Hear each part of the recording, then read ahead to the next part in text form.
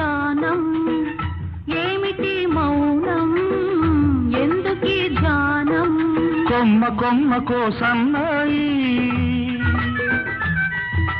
కోటి రాగాలు ఉన్నాయి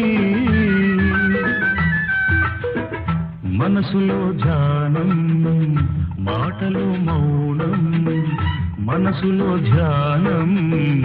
మాటలో మౌనం